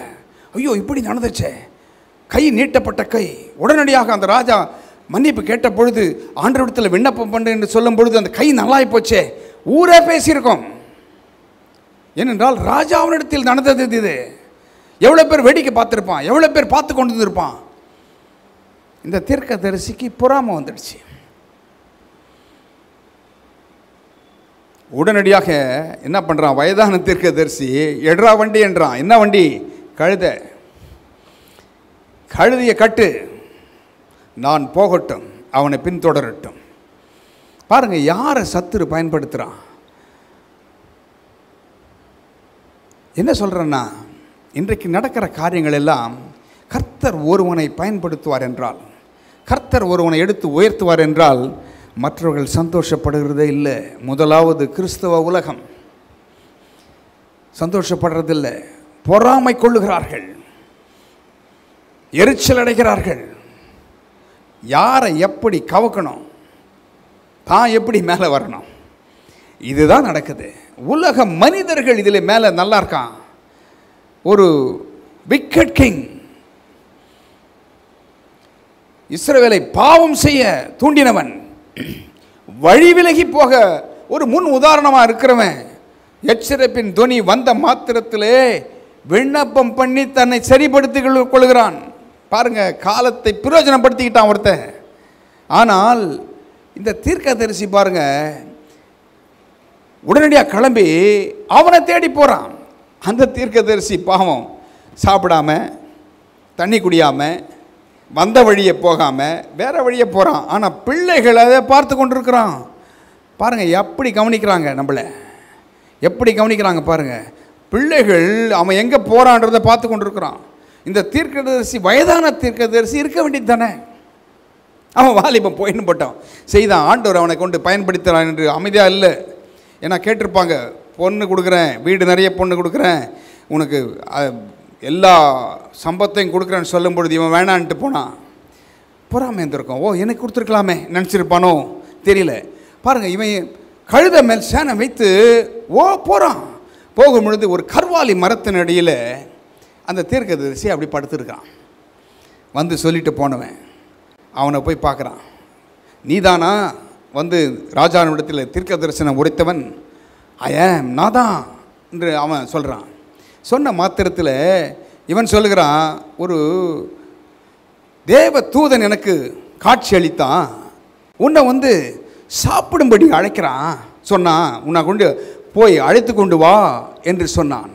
அதுக்கப்புறம் வசனம் சொல்லுது, அவன் பொய் சொன்னான். எப்போ பொறாமை வந்துச்சோ உள்ள பொய் வருது. வயதான தீர்க்கதரிசிக்கு அவன் சொன்ன மாத்திரத்தில் அவன் என்ன பண்ணுறான், அந்த தீர்க்கதரிசி பொய் சொல்லுகிறான். வந்து என் வீட்டில் வந்து சாப்பிடு, தங்கிரு என்று தேவதூதன் சொன்னான் எனக்கு. இவன் சொன்னது 2 பசங்க சொல்லிட்டாங்க இவனுக்கு. இவனுடைய 2 குமாரர்கள் இவனை வழி நடத்தினார்கள். ஆனால் இவன் வெளியே சொல்வதோ, தேவதூதன் எனக்கு காட்சி அளித்து எனக்கு சொன்னான் என்று சொல்கிறான். பாருங்க என்ன சொல்றான் பாருங்க. 18ஆம் வசனத்தை என்ன வாசிக்க கேட்போம். 1 ராஜாக்கள் 13ஆம் அதிகாரம் 18ஆம் வசனம். அதற்கு அவன், உம்மை போல் நானும் தீர்க்கதரிசிதான். அவன் அப்பம் புசித்து தண்ணீர் குடிக்க நீர் அவனை திரும்பி உன் வீட்டுக்கு அழைத்து கொண்டு வா என்று ஒரு தூதன் கர்த்தருடைய வார்த்தையாக என்னோடே சொன்னான் என்று அவனிடத்தில் பொய் சொன்னான். He said unto him, I am a prophet also, as thou art. And an angel spake unto me by the word of the Lord, saying, Bring him back with thee into thine house, that he may eat bread and drink water. But he lied unto him. பாருங்கள், சொன்ன மாத்திரத்தில் பொய் சொல்கிறான். இவனுக்கு பொறாமை வந்துச்சு அந்த மனிதன் மேலே. அதற்கு பின்பு அவன் என்ன சொன்னானோ அந்த வார்த்தைகள் இவனுக்கு சொல்லப்படுகிறது. அப்பம் புசிக்கக்கூடாது, தண்ணீர் குடிக்கக்கூடாது, வந்த வழியில் திரும்பி போகக்கூடாது என்று சொன்ன வார்த்தைகள் அப்படியே இவன் பயன்படுத்தி அதை யூட்டிலைஸ் பண்ணி அங்கே பொய்யான ஒரு தீர்க்க தரிசனத்தை சொல்லுகிறான். இவன் தேவனுடைய வார்த்தையை பெற்றவன். ஒரு ராஜாவுக்கு விரோதமாக வந்து பலிபீடத்திற்கு விரோதமாக தேவனுடைய வார்த்தையை சொன்னவன். இப்போ டிசைன்மெண்ட் இல்லை, உடனடியாக தேவனுடைய சமூகத்தை அவன் நாடவில்லை. பொய்யான ஒருத்தன் வந்து பொறாமையினால சொல்லுகிறதை அவன் டிசைன் பண்ண முடியல. இதற்கு பின்பாக யார் இருக்கிறது? சத்துரு சாத்தான் நின்று கொண்டிருக்கிறான். பொய்யனும் பொய்யுக்கு பிதாவுமானவன். ஒரு பொய் சொன்னா அந்த பொய் எங்கிருந்து உருவாகுது? கர்த்தருடைய சமூகத்தில் இருந்து அல்ல. சாத்தான் பொய்யுக்கு பிதா அவன். அப்போ இவனுடைய உள்ளத்தை பேசுறான் இவன். அப்போ அவனை அழைத்து கொண்டு வந்து அவனுக்கு சாப்பாடை கொடுக்குறான், போஜனம் பண்ண வைக்கிறான். அப்படி போஜனம் பண்ணி கொண்டு இருக்கும்போது பாருங்க, யாருக்கு கர்த்தருடைய வார்த்தை வருகிறது? கர்த்தர் யாரை கொண்டு பேசுகிறார் பாருங்க. யாரை வேண்டுமானாலும் கொண்டு பேச முடியும். ஒரு மிருகத்தை கொண்டையும் பேச முடியலாம் அவருக்கு. யாரை கொண்டும் அவரால் பேச முடியும். எல்லாம் அவருடைய சிருஷ்டிப்பு. பாருங்க, அப்பம் புசிக்கவும் 22ஆம் வசனம் பாருங்க. அப்பம் புசிக்கும் தண்ணீர் குடிக்கும் வேண்டாம் என்று அவன் விலக்கின ஸ்தலத்திற்கு திரும்பி வந்து அப்பம் புசித்து தண்ணீர் குடித்தபடினால் பாருங்க, அதுக்கு முன்னால் அவர்கள் 20ஆம் வசனம், அவர்கள் பந்தியில் உட்கார்ந்திருக்கிற போது அவனை திருப்பி கொண்டு வந்த தீர்க்கதரிசிக்கு கர்த்தருடைய வார்த்தை உண்டானதினால் அவன் யூதாவிலிருந்து வந்த தேவனுடைய மனுஷனை பார்த்து சத்தமிட்டு, உன் தேவனாகிய கர்த்தர் உனக்கு கற்பித்த கட்டளையை நீ கை கொள்ளாமல் கர்த்தருடைய வாக்கை மீறி அப்பம் புசிக்கவும் தண்ணீர் குடிக்கும் வேண்டாம் என்று அவர் விலக்கின ஸ்தலத்திற்கு நீ திரும்பி அப்பம் புசித்து தண்ணீர் குடித்தபடினால் உன்னுடைய பிரேதம் உன் பிதாக்களின் கல்லறையிலே சேருவதில்லை என்று கர்த்தர் சொல்லுகிறார் என்றான். Chapter 12, 13 verses from 20 to 22. And it came to pass, as they sat at the table, that the word of the Lord came unto the prophet that brought him back. And he cried unto the man of God that came from Judah, saying, Thus saith the Lord, for as much as thou hast disobeyed the mouth of the Lord, and hast not kept the commandment which the Lord thy God commanded thee, but camest back and hast eaten bread and drunk water in the place of which the Lord did say unto thee, Eat no bread and drink no water, thy carcass shall not come unto the sepulchre of thy fathers. தேவனுடைய வார்த்தை எது? மனிதனுடைய வார்த்தை எது? சத்துருவினால் ஏவப்பட்டு பேசுகிற வார்த்தை எது? நாம் புரிந்து கொள்ள வேண்டும் என்றால் நமக்கு ஒரு தெளிந்த புத்தி வேண்டும். We have to be vigilant. எச்சரிக்கையாக இருக்க வேண்டும்.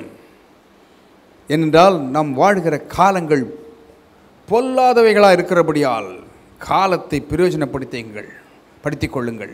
Redeem the time, because the days are evil. Time is evil. சத்துரு எவனை விழுங்கலாமோ என்று வகை தேடி சுற்றி திரிகிறான் என்று வேதம் சொல்கிறது. அப்போது இந்த எந்த தீர்க்கதரிசி மூலமாக பொய் சொன்னானோ அதே வாயை கொண்டு ஆண்டவர் அவனை குறித்து சொல்லிவிடுகிறார். அப்போ அவனுக்கு தான் டிசைன்மெண்ட் வந்திருக்கணும். Opportunity was given to him. அவனுக்கு ஒரு வாய்ப்பு கொடுக்கப்படுகிறது. அவன் தேவனிடத்தில் கேட்டிருக்க வேண்டும். இவன் கூப்பிடுறானே, இது போலாமா ஆண்டவரே? ஒரு வார்த்தை, கர்த்தருடைய வார்த்தை வரும் என்றால் அதை அவர் மாற்றுறதில்லை. அவர் வணைந்து, அவர் இணங்கி அப்படியே மாற்றிக்கொள்கிறவர் அல்ல. அவர் நேற்றும் இன்றும் என்றும் மாறாதவர். சொன்னதை செய்திருந்தால் அவன் ஒருவேளை அவனுக்காக சீஷர்கள் வரும்பொழுது அப்பமும் மீனும் அவனுக்காக வைத்திருந்தவர். எலியா சொற்படி செய்த பொழுது அவனுக்காக தலையில் சுடப்பட்ட அடையை வைத்திருந்தவர். காகத்தை கொண்டு போஷித்த தேவன், கேரிட் ஆற்றண்டையிலே அந்த தண்ணீரை பருக செய்த தேவன், ஒரு விதவையை ஆயத்தப்படுத்தின தேவன் இந்த தீர்க்கதரிசிக்காக வைத்திருப்பார். ஆனால் மிஸ் பண்ணிட்டான். இவனோட போய் உட்காந்து தீர்க்க தரிசனம் உண்மையாக சொல்கிறான்னு சொல்லி நம்பிட்டான். ஆனால் முடிவோ பரிதாபம். அவன் போகிற வழியிலே ஒரு சிங்கம் எதிர்படுகிறது, கொன்று போடுகிறது, அவனை பீறி போடுகிறது. அவனை சாப்பிடல. கழுதை பக்கத்தில் நிற்கிறது. இந்த தீர்க்கதரிசி போய் தான் அவனை அடக்கம் பண்ணுறான். என்ன பரிதாபம் பாருங்க.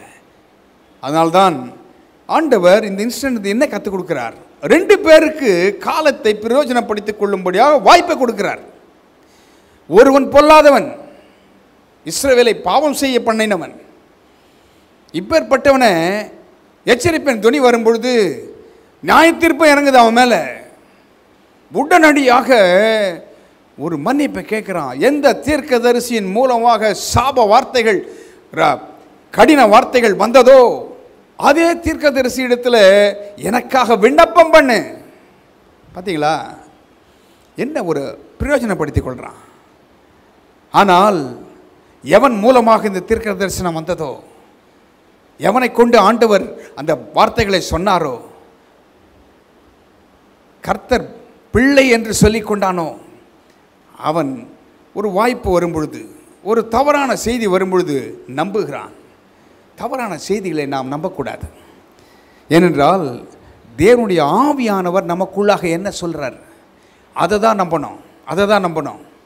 ஒருவரை பற்றி ஒருவர் சொல்லும் பொழுது அப்படி நம்ம எடுத்துக்க முடியாது. ஏனென்றால் தேவன்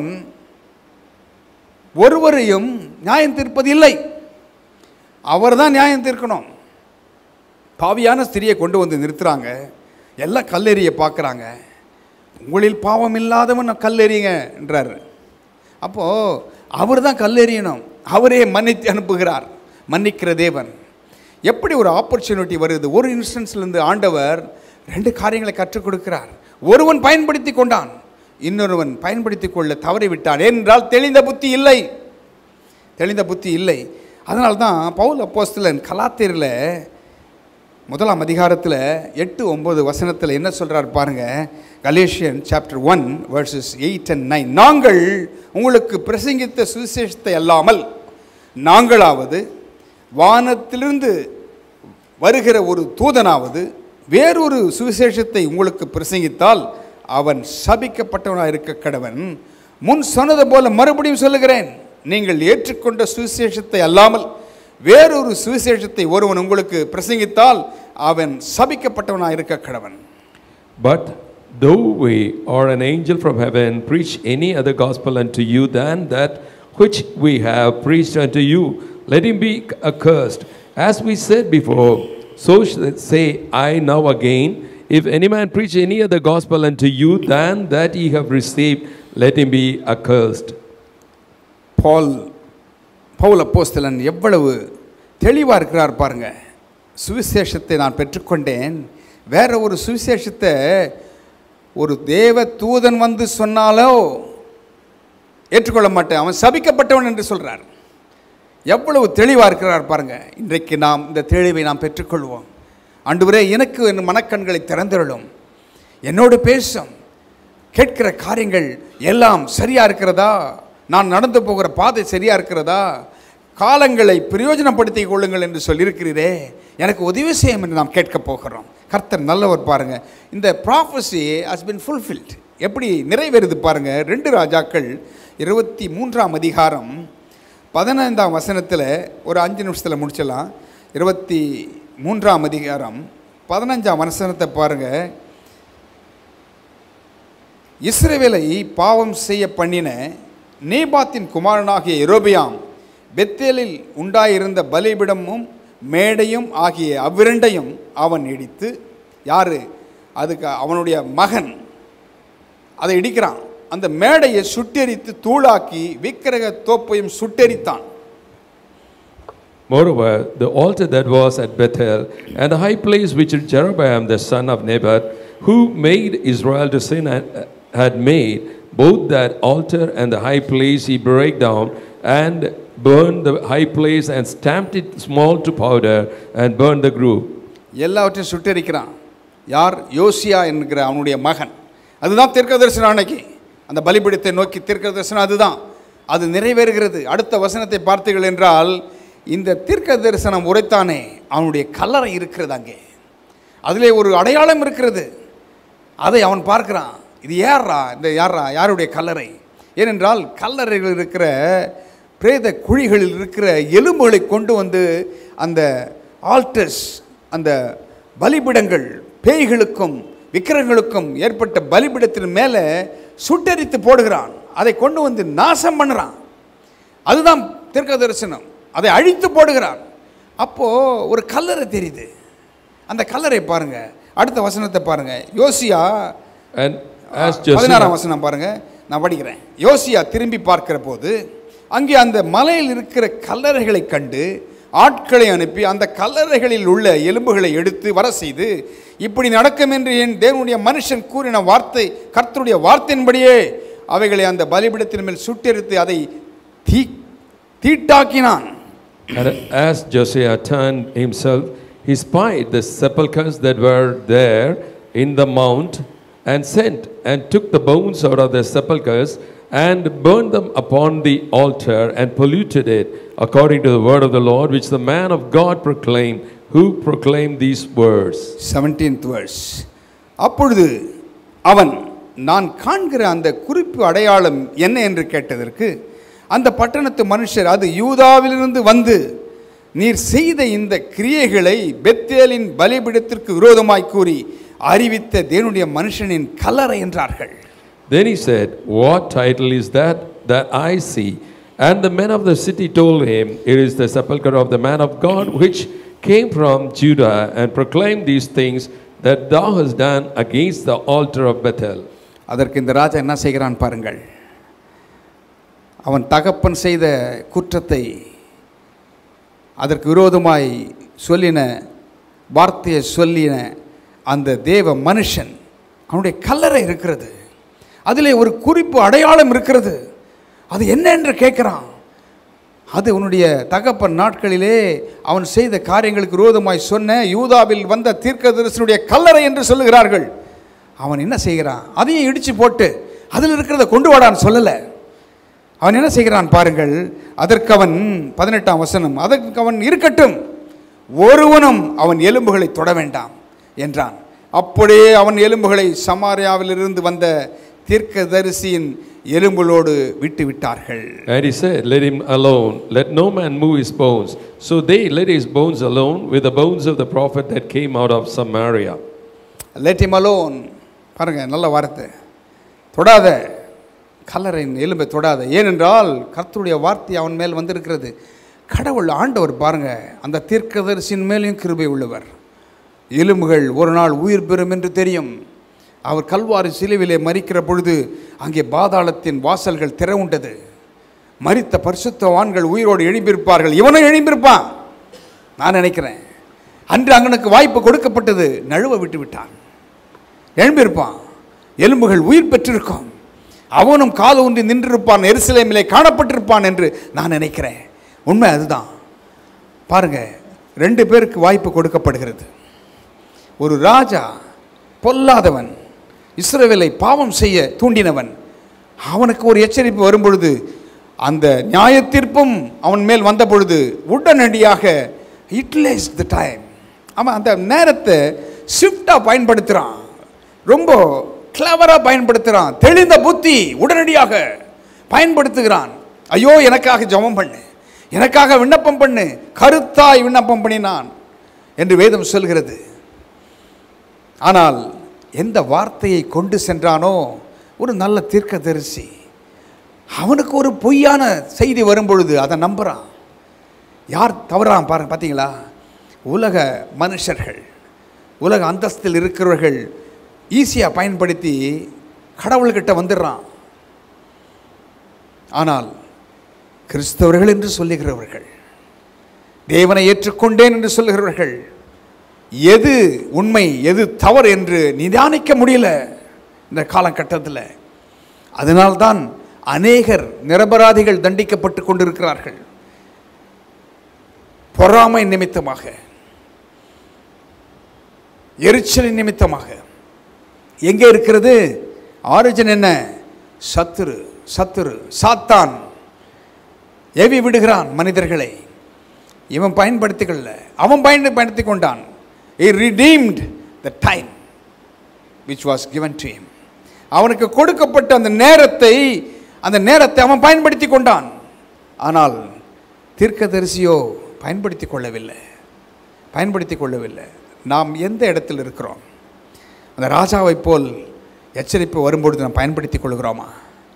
அல்லது தீர்க்கதரிசியை போல பொய்யான ஒரு தீர்க்க தரிசனத்தை நம்பி, பொய்யான ஒரு செய்தியை கேட்டு, எவனோ ஏதோ சொன்னான்னு சொல்லி அவைகளின் பின்னால் நம்ம செல்றோமா? பகுத்தறியத்தக்க வரம் இந்த காலகட்டத்தில் நமக்கு வேண்டும். கர்த்தர் நல்லவர், அவர் கிருபை என்றும் உள்ளது. நான் நினைக்கிறேன் அநேகருக்கு இது பிரயோஜனமாக இருந்திருக்குன்னு நினைக்கிறேன். எனக்கு இது பிரயோஜனமாக இருக்கிறது.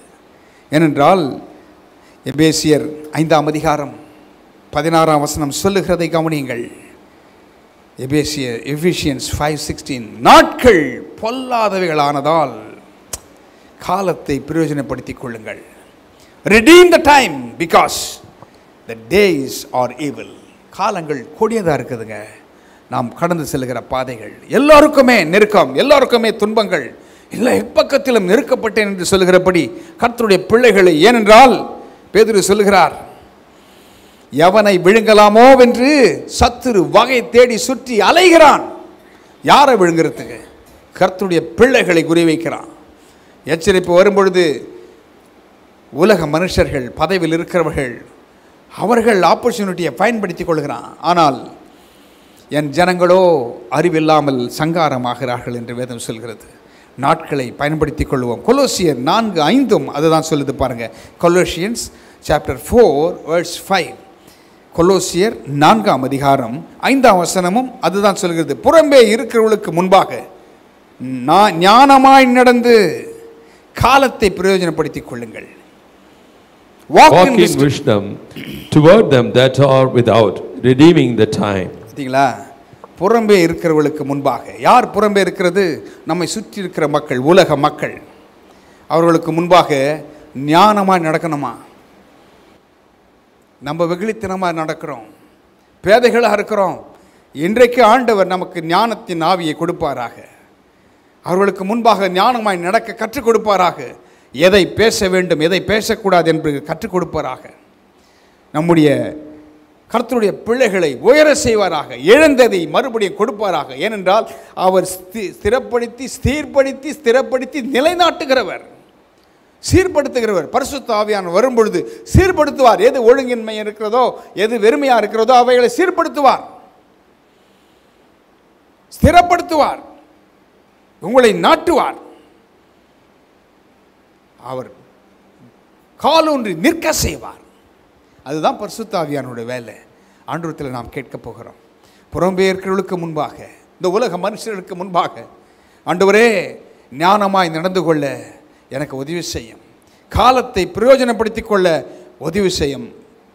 அவர் God is God of opportunities. வாய்ப்புகளின் தேவன் நம்முடைய தேவன். அதனால்தான் வாய்ப்புகளை கொடுக்கிறார், ஒரு எச்சரிப்பை கொடுக்கிறார். இதில் நாம் தெளிவடையணும். கர்த்தர் ஒரே இன்ஸ்டன்ட்லேருந்து 2 காரியங்களை கற்றுக் கொடுத்திருக்கிறார். அவைகளை நாம் கற்றுக்கொள்வோம். இது நம்முடைய ஆத்துமாவுக்கும் நம்முடைய ஜீவியத்திற்கும் நம்முடைய இந்த உலகத்தில் புறம்பே இருக்கிறவர்களுக்கு முன்பாக ஞானமாய் நடக்கிறதற்கும் இந்த வேத வாக்கியங்கள் அதுதான் பாதைக்கு தீபம். பாதைக்கு தீபம், கால்களுக்கு வெளிச்சம். கர்த்தருடைய வசனம் என் கால்களுக்கு தீபம், பாதைக்கு வெளிச்சம். கர்த்தருடைய வார்த்தை வரும்பொழுது மனக்கண்கள் திறக்கப்படுகிறது, இருள் அகன்று போகிறது. எங்கே இருள் இருக்கிறதோ அங்கே வெளிச்சம் பிரகாசிக்கிறது. வார்த்தை செல்ல முடியாத இடம் என்று ஒன்றுமில்லை. எல்லா இடத்திலையும் ஊடுருவி செல்கிறது, எல்லா இடங்களிலும் செல்லும். இந்த வார்த்தை நிச்சயம் உங்களை விடுதலையாக்கும்.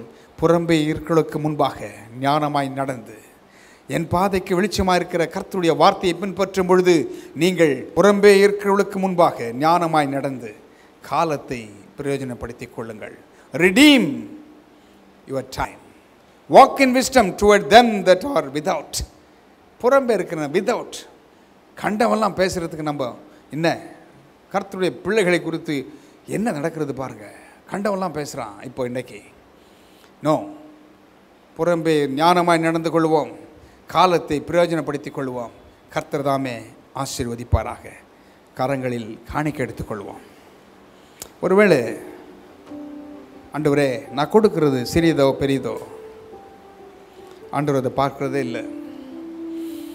ஆண்டவர் உங்களை ஆசீர்வதிக்கிறவர், உங்கள் உள்ளத்தை பார்க்கிறவர். நீங்கள் போடுகிற காணிக்கை அங்கே ஐஸ்வர்யவான்கள் வந்து தங்களுடைய ஆஸ்திகளிலே முதற் பலன்களை கொண்டு வந்து கொட்டினார்கள். ஆனால் அந்த 2 காசு போட்டாங்க பார்த்தீங்களா, அந்த விதவை, அவர்கள் மேலே தான் ஆண்டவருடைய கண்கள் இருந்தது. இன்றைக்கு நீங்கள் போகிற பாதையில் உங்களுக்கு ஒன்றுமில்லாமல் இருக்கலாம், நீங்கள் விதைக்கிறது கூட கொஞ்சமாக இருக்கலாம். பயப்படாதீங்க. ஆண்டவர் உங்களை இந்த மாதத்தில் இளைப்பாற செய்வார், நிரம்பி வழிகிற ஆசீர்வாதத்தை கொடுப்பார். உங்கள் களஞ்சியங்கள் நிரம்பும். ஞானமாய் கர்த்தர் கொடுக்கிற பணத்தை செலவு பண்ணுறதுக்கு உங்களுக்கு ஞானத்தை கொடுப்பார். உலக மனுஷர்கள் இதிலே கில்லாடியாக இருக்கான், ஆனால் கர்த்தருடைய பிள்ளைகளோ இழந்து போகிறாங்க. இனிமேல் இழந்து போக பொத்தலான பைகளில் நீங்கள் போட மாட்டீர்கள். கர்த்தர் உங்களுக்கு கொடுக்கிற பணத்தை அதை செலவு பண்ணுறதில் ரொம்ப ஜாக்கிரதையாக செலவு பண்ணுங்க. ஆண்டவர் உங்களை ஆசீர்வதிப்பார். அன்பின் பிதாவே, நல்ல வார்த்தைகளோடு எங்களோடு பேசினீர். எனக்கு பிரயோஜனமாக இருந்தது ஆண்டவரே. நீர் பேசுவீர் என்றால் அது எவ்வளவு இதமானது. அற்புதங்கள் நடக்கட்டும், அதிசயங்கள் நடக்கட்டும். வெள்ளிக்கிழமை கூட்டங்கள் இன்னும் ஆசீர்வாதமாக எங்களுக்கு மாற்றிக்கொடும். இதை தவறாமல் நடத்த எங்களுக்கு உதவி செய்யும் ஆண்டவரே. நாங்கள் உமக்கென்று முன்குறிக்கப்பட்டவர்கள். இந்த ஊழியம் உமக்கென்று முன்குறிக்கப்பட்டது.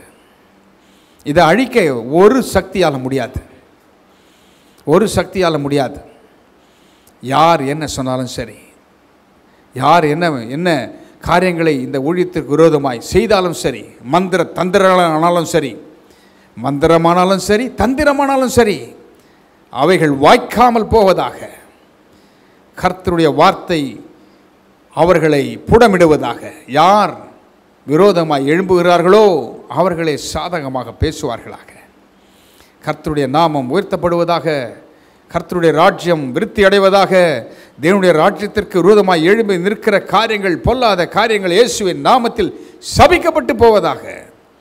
தேவன் எழுந்தருளுவீராக, அற்புதங்களை செய்வீராக. உடைய பிள்ளைகளுடைய களஞ்சங்கள் நிரம்பி வழியட்டும். ஒருவராவது ஆண்டவரே, நேரில் பார்க்கிறவர்கள் அநேகர் பார்க்குறாங்களே, அவர்கள் கேட்கப் போகிறாங்களே, அவர்கள் விதைக்கத்தக்கதான திராணியை, மனதை அவர்களுக்கு கொடுக்க வேண்டும் என்று ஜெபிக்கிறோம். அநேக டோனர்ஸ் எழுப்புங்கப்பா. உடைய நாமம் உயர்த்தப்படட்டும்.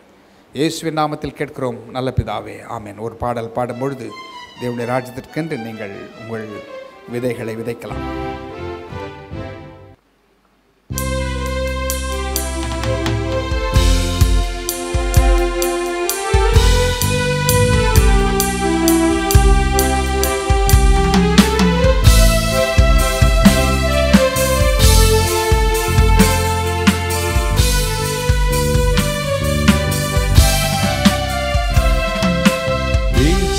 என்ற திருநாமத்திற்கு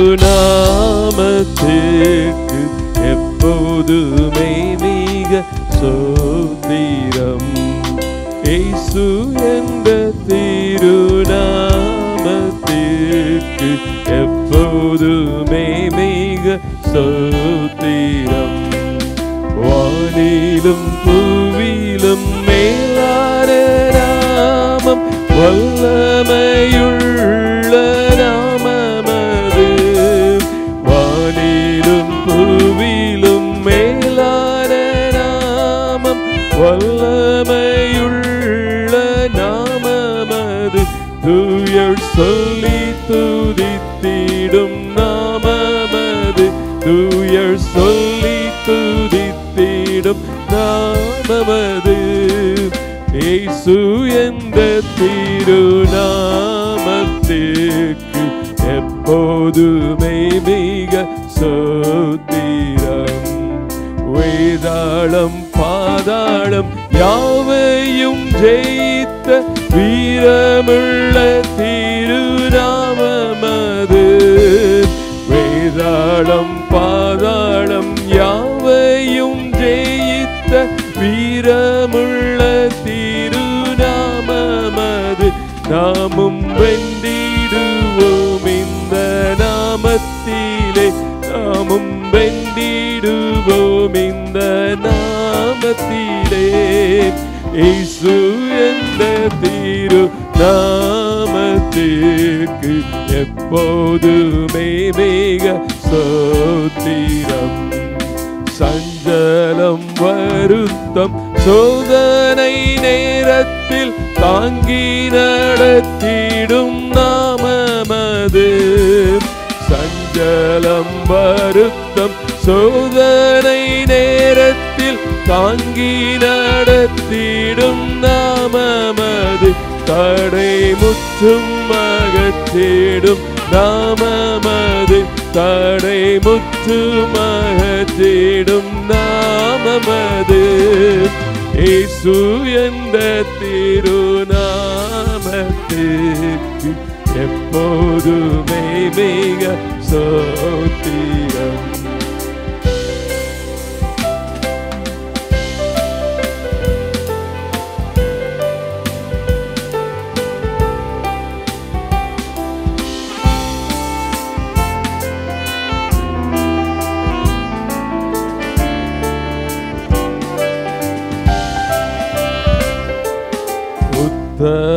பக்தர்கள் போற்றி துதித்திடும் உன்னத தேவனின் நாமமது.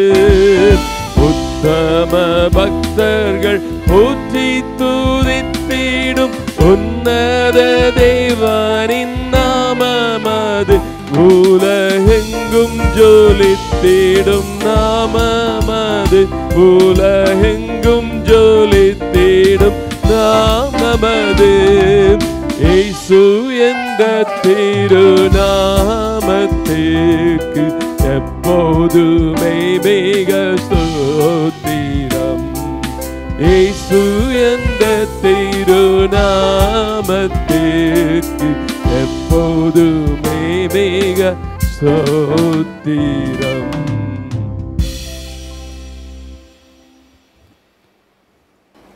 கண்களை மூடி கடைசி ஜெபத்தை நாம் ஏறெடுக்கலாம். எத்தனை பேருக்கு இன்றைக்கு இந்த வேத வகுப்புகள் ஆசீர்வாதமாக இருந்தது? ஆண்டவருக்கு ஒரு நன்றி சொல்லாமே. ஆண்டவரே உமக்கு நன்றி ஆண்டவரே, எங்களுக்கு கற்றுக் கொடுத்தீரே உமக்கு நன்றி ஆண்டவரே. நல்ல தேவன் என்றால் வேதாளம் பாதாளம் யாவையும் ஜெயித்தவர் அவர். அவர் வீரமுள்ள அந்த நாமம். எங்கள் அம்மா சின்ன வயசாக இருக்கும் பொழுது 3:30 மணி இருக்கும், 4 மணி இருக்கும், அவங்க காலை ஜெபத்தை ஆரம்பிச்சிருவாங்க, இந்த பாட்டை பாடுவாங்க. எனக்கு காதில் அது கேட்குது. எவ்வளோ நல்ல தேவன் பாருங்கள். வேதாளம் பாதாளம் யாவையும் ஜெயித்த வீரமுள்ள ஒரு நாமமா ஆண்டவர். அந்த நாமத்தை இன்றைக்கு உங்கள் மேல் துணிக்க பண்ணுவாராக. அவர் நல்லவர். அன்பின் பரலோக பிதாவே, இந்த வேத வகுப்புகள் மூலமாக எங்களோட இடைப்பட்டத்திற்காக ஸ்தோத்திரம். இந்த வார்த்தைகள் ஆண்டவரே ஒவ்வொரு வாழ்க்கையிலும் கிரியை செய்யட்டும். தெளிந்த புத்தியை கொடுங்க, எங்களுக்கு ஞானமான ஒரு இருதயத்தை கொடுங்க, என்ன பேசுகிறோம் என்று. ஏனென்றால் நாங்கள் புறம்பே இருக்கிறவர்களுக்கு முன்பாக நாங்கள் ஆண்டவரே ஞானமாய் நடந்து கொள்ள எங்களுக்கு உதவி செய்யும், எங்களுக்கு உதவி செய்யும். இன்றையிலிருந்து ஒத்தாசை அனுப்பிக்கூடும். பரிசுத்த ஆவியானவர் தான் அதை செய்ய முடியும். எங்களால் கூடாதது உம்மால் கூடும் ஆண்டவரே. எங்களை சுற்றிலும் அக்கினி மதிலாக இரும் ஆண்டவரே. அப்பொழுது நாங்கள் ஆண்டவரே புறம்பே இருக்கிறவர்களுக்கு முன்பாக ஆண்டவரே ஞானமாய் நாங்கள் நடந்து கொள்ள எங்களால் முடியும். வாய்ப்புகள் வரும்பொழுது அதை பயன்படுத்திக் கொள்ள உதவி செய்யும். அந்த ராஜாவை போல, அந்த அரசனை போல உதவி செய்ய ஆண்டவரே. அப்படி எங்களுக்கு உதவி செய்ய போகிறதுக்காக ஸ்தோத்திரம். காலத்தை பிரயோஜனப்படுத்திக் கொள்ளுகளாக இன்றிலிருந்து எங்களை எடுத்து பயன்படுத்தும். எங்களுக்கு உதவி செய்யும். சுகவீனமாக இருக்கிறவர்கள் சுகத்தை பெற்றுக்கொள்ளட்டும். எங்கே பலவீனம் இருக்கிறதோ அங்கே உடைய பலன் பூரணமாக விளங்கட்டும். இந்த ஊழியத்தை இம்மட்டும் நீ முன்னின்று நடத்தி வருகிறதற்காக ஸ்தோத்திரம். நடக்கப் போகிற காரியங்கள் எல்லாம் ஆண்டவரே, ஞாயிற்றுக்கிழமை ஆராதனை, செவ்வாய்க்கிழமை கூட்டங்கள், வெள்ளிக்கிழமை கூட்டங்கள், ஃபாஸ்டிங் பிரேயர், அண்ணன் சுதாகர் அவர்களுடைய பிறந்த நாள், அதற்கான ஏற்பாடுகள், இவைகள் எல்லாவற்றையும் நீர் பொறுப்பேற்றுக் கொள்ளும். நீரே மகிமைப்படுவீராக. துதி கன மகிமை உமக்கு செலுத்துகிறோம். அந்தகார சக்திகளை மேற்கொள்கிறோம். வாக்குத்தத்தங்களை உரிமாக்கிக் கொள்கிறோம். இயேசு கிறிஸ்துவின் விலையேற பெற்ற நாமத்தில் ஜெபிக்கிறோம் நல்ல பிதாவே, ஆமென். என் ஆத்மாவே கர்த்தரை ஸ்தோத்திரி, என் முழு உள்ளமே அவருடைய பரிசுத்த நாமத்தை ஸ்தோத்திரி. என் ஆத்மாவே கர்த்தரை ஸ்தோத்திரி, அவர் செய்த சகல உபகாரங்களையும் மறவாதே. நம்முடைய கர்த்தராகிய இயேசு கிறிஸ்துவின் கிருபையும் பிதாவாகிய தேவனுடைய அன்பும் பரிசுத்த ஆவியானவருடைய அந்யோன்ய ஐக்கியமும் சமாதானமும் தெளிந்த புத்தியும் ஞானமாய் நடந்து கொள்ளுதலும் இப்பொழுதும் எப்பொழுதும் உங்களோடு இருப்பதாக, ஆமென்.